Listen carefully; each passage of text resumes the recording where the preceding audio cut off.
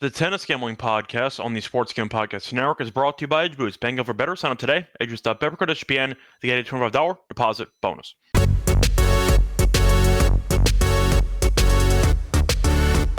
And welcome, everybody, to the Tennis Gambling Podcast here on the Sports Gambling Podcast Network. It is currently Friday evening, May 23rd, around 6:30 p.m. Eastern Time. I'm Russell Scott Reichel, once again going solo for this pod. Time to get into the breakdown of the two final matches in Geneva and Hamburg, the final two matches before the French Open. So once again, looking forward to it. Should be a pretty eventful weekend on the pod because we have this episode, we have the women's French Open breakdown and the men's French Open breakdown. So I'll have a couple episodes over the weekend, but we have two matches to preview, one between Kaboli and Rublev taking place in Hamburg, and one between Hurkacz and Djokovic in Geneva. Should be fun. Looking forward to it. Before we get into the actual breakdown of those matches, though, brief recap of what happened last episode and what happened for the lock and dog picks.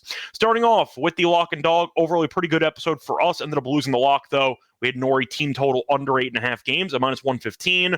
Looked good early, as Joker did have the first set 1-6-4. So either way, it looked like he was going to potentially cruise another win, and then unfortunately got broken midway through the second set. Actually lost the second set, then came back and dominated the third. So unfortunately, Joker, we needed that great performance in the third set and the second one. Didn't get it, and we ended up losing as Norrie did go over the team total just by losing in 3. But did win the dog. We had Hurkacz in straight sets against Offner at plus 135. Never in doubt, never got broken. He coasted as he won in very convincing fashion, 6-3, 6-4. So once again, a decent episode for us. Got a great price though on Hurkacz. Line closed at like plus 110 or so, and he cruised to a nice easy win. So once again, a split. Hit the dog play though. Could be worse. Look for a sweep here on the Saturday matches. Now getting into the actual breakdown of the matches on Friday. Before getting to that, though, a reminder that we do have a discount code right now on the merch store. So if you go to the SGPN merch store, you can use the code DGENS at checkout for 20% off everything in the merch store. So if you want to get some Tennis Gambling Podcast merch, if you want to get some, of course, baseball stuff for the MLB Gambling Podcast, the NBA Gambling Podcast, WNBA, get the drill. Point is, we have all of that merchandise available, and it's applicable for the discount code. Use code DGENS at checkout for 20% off everything in the store. Pause reminder, help the show grow by subscribing on YouTube. I believe we finally crossed 950 on subscribers. We're trying to get to 1,000 by the end of the month. Hopefully, you can help us get there. But don't forget to leave a rating and a review as well on Spotify or Apple. So if you are listening to the podcast on audio formats only, that's fine. Don't forget to leave some feedback. And if you are here on YouTube on a live stream or video format, don't forget to leave a like and subscribe to the channel to help the show grow. Anyway, time to recap the Friday matches first. Starting off with the matches in Hamburg, you had one extremely entertaining match between Etcheverry and Kaboli.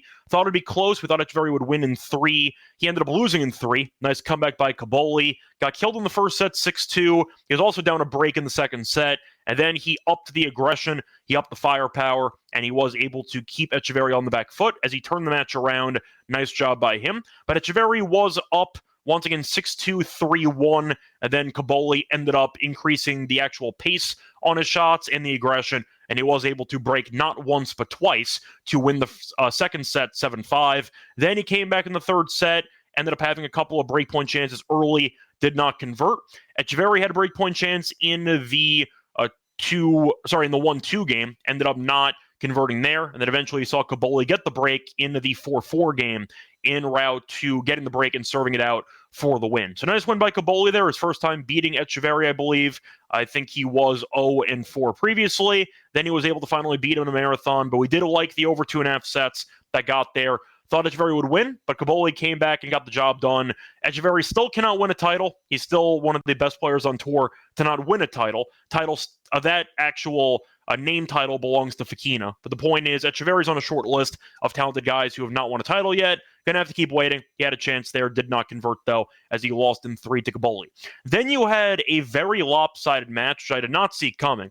Thought Rublev would win, but I did think it would be more competitive than that. Felix got just boat raced. He lost 6-1, 6-4. Match was over very quickly. Took an hour and 25. By comparison, the Etcheverry-Kaboli match took 2 hours and 47 minutes. So Rublev showed up, took care of business. Felix came out flat. Then the second set was close. Rublev did end up fighting off some breakpoint chances in the first set and was able to win comfortably. And then at that point, Felix's return game completely shut down, and he really did not offer any resistance at all. But Felix ended up having, I think he had one breakpoint the entire match, actually. So, yeah, he never broke. Felix just got dominated. You saw Rublev win 76% of the first serve points, 68% of the second serve points, and Felix got just destroyed. So not even close. Felix was just basically dead on arrival, and Rublev eventually got the break. Second set was close, though, as it was 4-4. Rublev got the break that eventually did survive in the advantage service game as he served it out and won 6-4. Really awful showing by Felix. A nice job by Rublev, though, who now makes it to his third Hamburg final. He's a former champion and a former runner-up, trying to add another title to his collection before the French Open. But overall, a very anticlimactic match there, which looked like the best match on paper, and instead we got treated to the biggest blowout on the card. So nice job by Rublev, bad job by Felix. He might have been exhausted after the Mueller marathon the day prior, but nice job by Rublev, and now you have a fun final between Rublev and Kaboli on Saturday. Moving on to Geneva, ended up seeing Hurkacz dominate against Offner. Never in doubt, Hurkacz has actually not been broken in 3 straight matches. Offner had 0 break points the entire match. Hurkacz, though, just seemed to dominate the entire, really just, I'd say, the tone and the overall momentum of the match, because it was a lot of firepower early, and it felt like once Offner's serve let him down, it was over, because Hurkacz went up a break pretty early on in the first set as he went up 3-1. He broke in the first game of the second set, too. Should have been up multiple breaks, though, in the third. In the second, because he ended up having a 15-40 in the 1-2 game, and he had a 15-40 in the 2-4 game, and he didn't break again, but it didn't matter because Hurkacz was just serving bombs. But Hurkacz, for the actual numbers here for the serve, he won 88% of the first serve points and 79% of the second serve points. Offner never stood a chance. He got destroyed. Good run for him, though. Went to qualifying, was able to make it into the semis, but unfortunately, he was up against a guy in great form, and Offner's Cinderella run went to an end, or ended up coming to an end, as Hurkacz continues to dominate, and he won comfortably 6-3, 6-4. Then you had a pretty weird match between Djokovic and Norrie, because Djokovic was coasting early, and his serve looked fantastic the entire first set. He was also up a break, and he ended up holding out as he won 6-4. Then Joker had what felt like a slip-up in the middle of the second set, because he had a pretty bad unforced error on a couple of points there in that 1-2 service game. Norrie eventually got the break on the unforced error. Then you saw Norrie have a set point in the 3-5 return game. Djokovic fought it off. Then Joker broke Norrie to get back on serve. And then Joker had a match point in the tiebreak, but it was on his serve. Or sorry, it was on Norrie's serve, So Norrie ended up having a nice first serve, fought off the match point, and eventually did get the mini break to win the set. So Norrie ended up fighting off a set point, forced the third, and at that point, Joker killed him. Joker got the break immediately, then he broke again, and you ended up seeing him win 6-1 in the final set. Final set took 29 minutes, so it seemed like Norrie won a set, and Joker just hit the afterburners after that and killed them. So either way, picked up a loss for the actual team total under for Norrie. Thought Joker would win in straight sets, but either way, point is Joker did win. Norrie doesn't have enough firepower to beat this guy, and Joker now can go for his, I believe, 200th title. I think he's still at 199, so we'll see if he can get there. Of course, he did end up losing in the final to Mensik in Miami. He has 99 titles, not 199. So he has 99 titles, going for his 100th. We'll see if he gets there. Point is, though, he did have a chance to get to this milestone before. Lost to Mensik about a month or two ago in Miami. Now he can try to finally get over the hump here as he takes on Hurkacz, who he's been great against in the head-to-head. I'll get into that in a second. Point is, though, Joker can make history, going for his 100th title here on Saturday in Geneva. Anyway, before we get into the actual breakdown of the 2 title matches, going to briefly run once. Going to be brought to you by our sponsor, which is Edgeboost. They're the first ever bank account for bettors. They're ensuring that all gambling transactions are approved. You have no usage fees, known and balanced. You can also get HeadStrike rewards, 100% approval from deposit sign up today. Edgeboost.bet, promo code SGPN. When deposit $25, Edge match deposit. Edgeboost.bet, promo code SGPN. We're also brought to you by Fantasy because it's time for the bonus underdog pick'em, which you also can look for. I'll give it one out, actually, for an entry. I mentioned on the NBA show, but I actually do like Brunson today. I'll give him the higher on his 29.5 points in Game 2 against the Pacers. Taking place tonight, so give me Brunson higher on his points tonight. A reminder, though, when you do sign up for your new account, you can use the promo code SGPN to get a special pick any first time with an offer up to 1K bonus cash. They also have a great promo going on right now. They're going long for the mid playoffs with their extender bonus. Hop in Game 1. The longer the series goes, the bigger the bonus you'll get. But when you sign up Once again, with the promo code SGPN, get a special pick and first time deposit offer up to 1K bonus cash on fantasy promo code SGPN. Welcome back, everyone, to the Tennis Game Podcast. Finished going through the recap of the matches on Friday. Time to move on into the title matches taking place on Saturday. Starting off in Hamburg, you have Kaboli taking on Rublev. Now, Rublev's decent favorite here, minus 220, give or take, and Kaboli's around plus 180. For the spread, minus 3.5 for Rublev at plus 106. You have plus 3.5 for Kaboli at minus 126. The over-under is set at 22.5 games. Straight sets for Rublev is available at plus 121. Kaboli to win a set is minus 155. The over 2.5 sets is around plus 135. No history in the head-to-head, but for the path of both players here, Kaboli's had a couple of dangerous calls. Beat Sacco in 3 sets in the first round, beat Fekina 6-4, 7-5, beat Batista Agut 7-6, 6-0, and then beat Echeverry after dropping the first set and going down a break in the second. So nice comeback win there. Did go 2 hours and 40 plus minutes yesterday. We'll see if it plays a factor. For Rublev, though, he's been great. They drop a set to another Italian as he dropped a set to Darderi.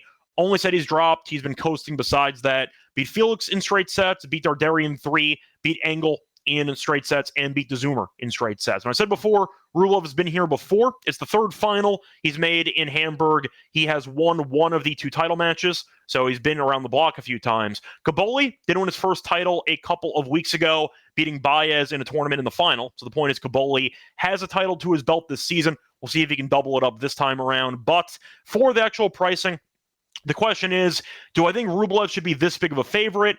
I understand it. Now, I think both guys have firepower. You know, Rublev can get in his own head and self-destruct. Kaboli, though, does occasionally go for a bit too much, and unforced errors can be an issue of his. Rublev, though, has looked great in the entire event, and I do think that Kaboli can have some up and downs in his game, which can result in potential marathon, because if he redlines, he can definitely win this match. If he does not redline, he might punt away a couple of games because the errors are going to be there. We know both guys have some firepower. You might see a lot of guys who are trying to, or a lot of points where both guys are trying to take control of it with the firepower. I think Rublev, though, is more reliable on both wings, which should result in, I think, a win for Rublev.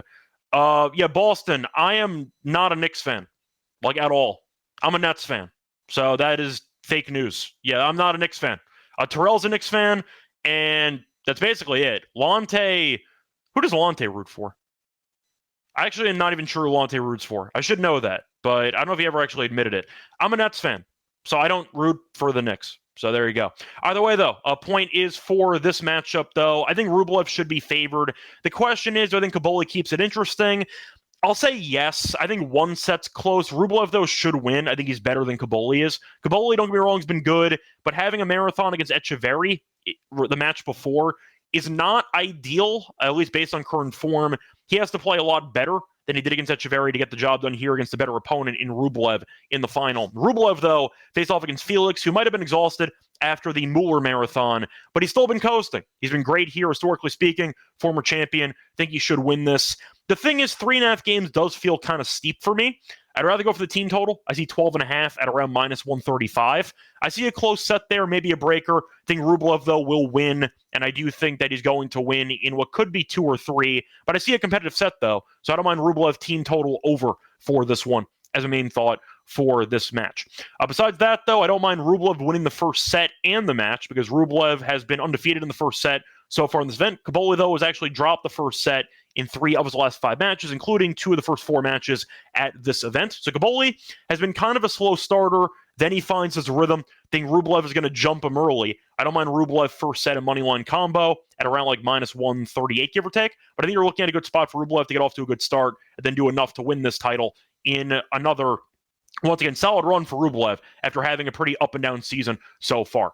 Moving on to the matchup in, once again, Geneva, which could be a historical one because Joker's going for title 100 on the ATP Tour. Now, in this one, he's a pretty decent favorite. He's around minus 300. Hurkacz is plus 245. For the spread, you have minus 3.5 for Djokovic at plus 110. You have plus 3.5 games at minus 130 for Hurkacz. For the over-under, I see 22.5 games. For team total, I see Joker at either 12.5, heavily juiced at minus 150, or 13 flat at even money. For Hurkacz, it's at 11.5 for the team total. For the set spread, Joker in straight sets is minus 110.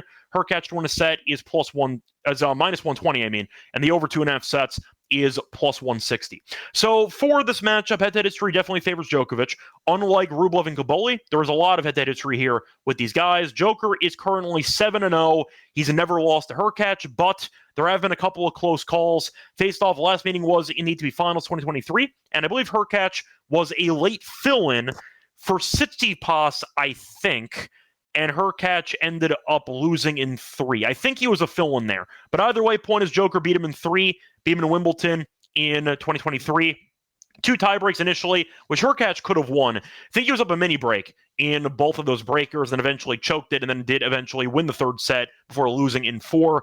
Joker, though, said before 7-0, but there have been a couple of marathon sets and marathon matches. In fact, if we look at that history, 4 of the last 6 meetings have gone to a 4th, or I should say, I'll put it this way. 4 of the last 6 meetings have not ended in straight sets. So you have seen a couple of moments where Hurkacz might look like he can win it, and then he loses. So the question is, will Hurkacz finally get over the hump? He's been in great form. Can he get the job done against Joker, who's off a 3-setter against Norrie, and he's looked good in the event. Had a couple of slip-ups, though, was down a break against Arnaldi in the 2nd set, was down in the 2nd set as well, a break, and he eventually did lose that set to Norrie.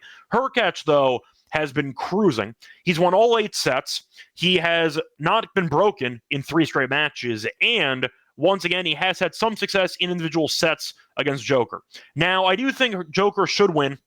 I think Joker is going to wear Hurkacz down in the rally game, which happens every meeting. However, we have seen Joker be a bit more vulnerable than previous years because he's up there in years, had a 38th birthday earlier this past week. So I do think Joker is going to have some moments of uncertainty when it comes to the results here. Think he'll win, but I see it being close. Hurkacz has been really, really good. I'm not going to discount him. I think Hurkacz can win a set here, maybe more. I don't mind the plus 3.5 games here. Feels quite disrespectful when you're looking at Hurkacz. You can still lose in straight sets while covering. And the fact is, Hurkacz has not been broken the entire event. The courts have played pretty fast in Geneva, and it's benefited Hurkacz's serve. I see a very close battle. I don't see many breaks. I see a breaker at some point here. That's an even money, by the way, if you want to go for the breaker. But I do think that Hurkacz has a shot to win the match. Not going to pick him to win, though. Give me Joker in 3. I'll go for a particular breakdown for sets. I think Joker wins, but it's not easy. I like the team total over for both guys, actually. I see a war, and I do think it's going to result in what should be a pretty fun and drama-filled match. Hurkacz, though, has been okay in breakers against Joker over the years. Not amazing. We know that he's a pretty good breaker player in general. Joker, though, has actually won. Looking at the history here, Joker has won 4 straight breakers against Hurkacz, so that could be something that's in store here where Joker ends up winning because he's able to outlast him in the breaker. But either way, point is I think Hurkacz can do some damage. I think he'll be able to break Joker at least once in this matchup, which should give him a potential set edge. But I'll go with Joker in 3. Think he gets title 100 here. Think that his overall game will frustrate Hurkacz over time, and Hurkacz's unforced errors will eventually be his undoing. But give me Joker in a 3-set marathon. Give me the team total over for both guys. Think you'll see a marathon unfold, which Joker will eventually win. Par for the course in their head-to-head history. Anyway, that's going to wrap it up for the preview of the 2 title matches on Saturday. Time to move on into the lock and dog plays. For that, the reminder, they're brought to you by our sponsor, which is Rhythm, because they're the home of the picks and props. They're available for the NBA playoffs, for the golf cards, for baseball, for WNBA as well. They also have a free trial. Should have a free for a week by using their 7-day free trial. When you sign up for your new account, though, use the promo codes, different discount codes if you want to go for a monthly discount or an annual discount.